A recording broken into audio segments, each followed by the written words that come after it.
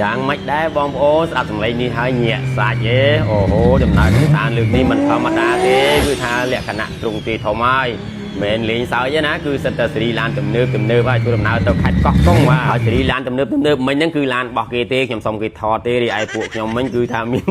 មិត្តភ័ក្តិបងប្អូនទាំងអស់ធ្វើដំណើរតាមឡានក្រុងឥឡូវនេះប៊ូមកំពុងតែខ្យល់ហើយបងប្អូនហើយដូចខ្ញុំធ្លាប់ថាអញ្ចឹងជីវិតសិល្បៈគឺថាខែភាសាមានអីទេមានតែដើរលេងនឹងឯងគឺដើរចាយលុយទៀតហើយយើងដើរទេសចរចេះគឺថារថយន្តរបស់យើងមិនបញ្ញាប់បញ្ញាល់ទេគឺយើងមានអីប្លែកយើងឈប់មើលនឹងអញ្ចឹងឥឡូវមើលបងប្អូនយើងលក់តាពាំងនៅតាមដងផ្លូវអញ្ចឹងណាហើយតាពាំងនេះគឺពួកគាត់ទៅកាច់មកពីព្រៃមិញអញ្ចឹងឯងកាច់មកពីមាត់ជួសនៅខាងក្រោយខ្នងខ្ញុំនេះពួកគាត់មិនមែនលក់តែតាពាំងទេគឺមានលក់គ្រប់មុខដូចនេះហ្នឹងទៀបបារាំងអញ្ចឹងមិនមែនបីមកពីបារាំងទេគាត់ថាគាត់ដាំខ្លួនឯងទៀបហ្នឹងហើយគាត់ថានេះគឺទៀបស្វិតមែនទេហ្មងរហូតដល់ខំអត់មុតខំក្នុងបាក់ថ្មិញឥ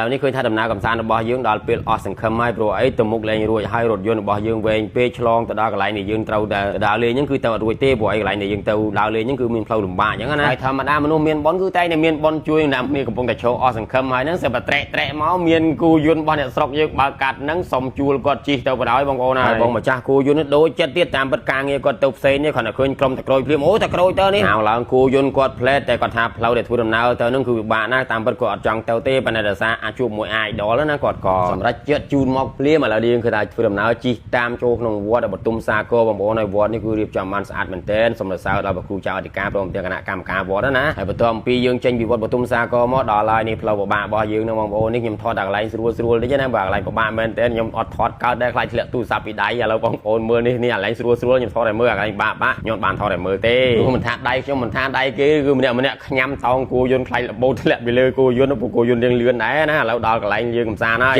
ដែរតើចេញពីកន្លែងទុកឡានយើងមកជិះគូយន្តមកតែ2ម៉ោងគត់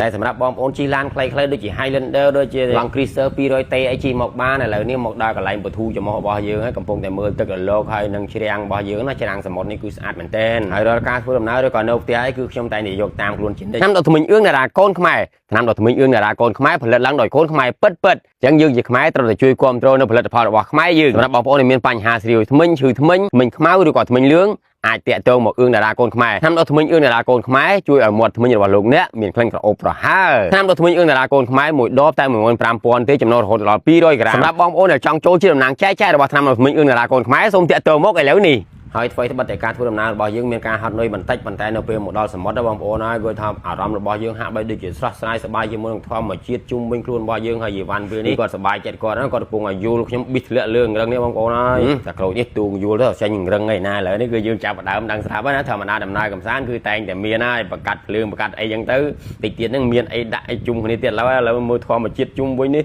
និយាយពីមាត់សមុទ្រនេះស្អាតបងប្អូនគឺមានដើមដូងដើមស្លាដើមថ្នោតអីនេះគឺស្អាតមែនទែនហ្មងនិយាយទៅមានកញ្ចុះមានអីហើយអត់សូវមានអ្នកមកលេងកំសាន្តទេដោយសារអីដោយសារអត់សូវមានអ្នកស្គាល់និងអត់សូវមានអ្នកដឹងព្រោះតំបន់នេះគឺនៅតំបន់គេហៅថាគៀនទឹកខ្ញុំមិនសូវស្គាល់ដែរសួរបងប្អូនយើងមិញហ្នឹងគឺគៀនទឹកឥឡូវពូអ៊ំកំពុងធ្វើអីបងប្អូនស្មានមើលកំពុងធ្វើអីនេះធម្មតាយើងមកដល់ហ្នឹងអញ្ចឹងឥឡូវនេះអត់មានគ្រឿងសមុទ្រទិញទេឥឡូវយើងចាប់ផ្ដើមអាំងជ្រូកសិនដោយសារអីយើងមកហួសម៉ោងហួសពេលគេណាហួសម៉ោងអញ្ចឹងយើងចង់ទិញគ្រឿងសមុទ្រតទិញមកផ្សារហើយអរគុណណាហៀតតុងនៅហ្នឹងអូគាត់បានណែនាំនៅតំបន់ដើរលេងកំសាន្តមួយនេះហើយបានផ្ទះមួយហ្នឹងផ្ទះបងប្អូនអ្នកស្គាល់គ្នាហ្នឹងគឺបានមកស្នាក់នៅហ្នឹងអញ្ចឹងណាឥឡូវកំពុងតែជួបជុំហើយបងប្អូនហើយសម្រាប់ព័ត៌មានលម្អិតជាក់លាក់ថានៅកន្លែងនេះនៅឯណាអញ្ចឹងទៅចាំវីដេអូក្រោយខ្ញុំនឹងឲ្យដឹងថាស្ថិតនៅក្នុងភូមិអីឃុំអីអញ្ចឹងណាតែខ្ញុំដឹងថានៅក្នុងតំបន់បទុមសាគរខេត្តកោះកុងហើយគាត់ថាបើសិនជាពេលព្រឹកព្រលឹមអីគឺថាទូកនេសាទគាត់ចុះមកលក់គ្រឿងសមុទ្រផ្ទាល់តែម្ដងគឺយើងចុះទិញទៅសុបាយណាបងប្អូនណាតែខ្ញុំមកពេលល្ងាចវាហួសពេលអញ្ចឹងណាឥឡូវមានអីមានតែសាច់មានតែអីហ្នឹងឯងឥឡូវជួបជុំនេះវីដេអូនេះមានតែប៉ុណ្ណឹងទេបងប្អូនណាជូនពរសុខសប្បាយទាំងអស់គ្នា